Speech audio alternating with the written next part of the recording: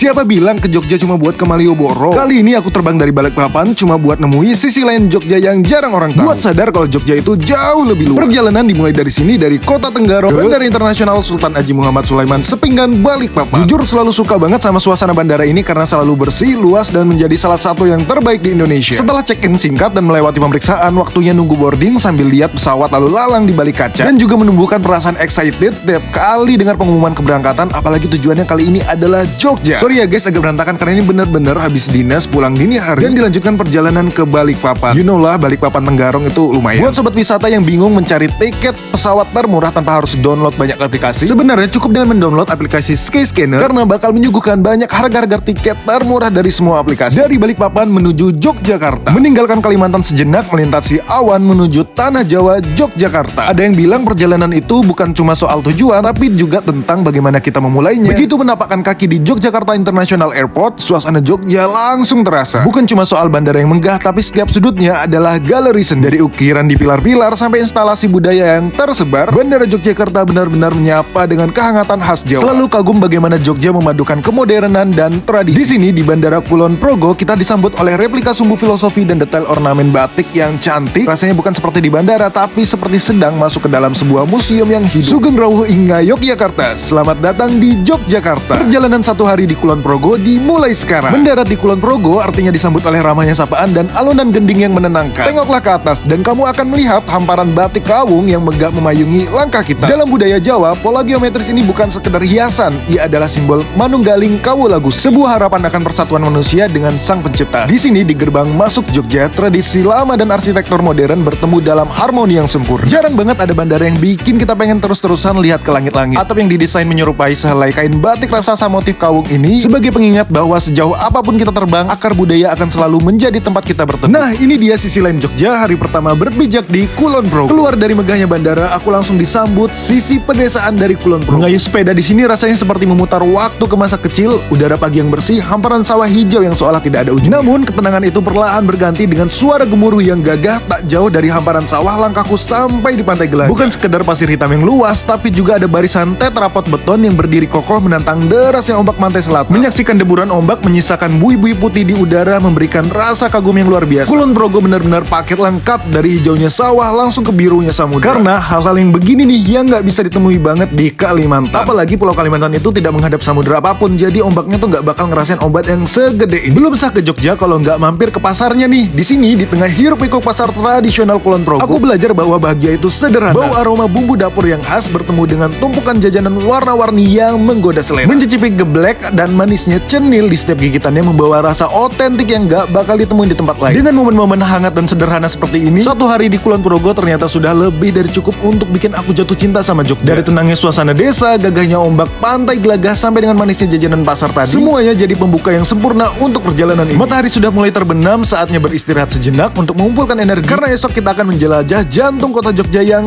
tak pernah tidur.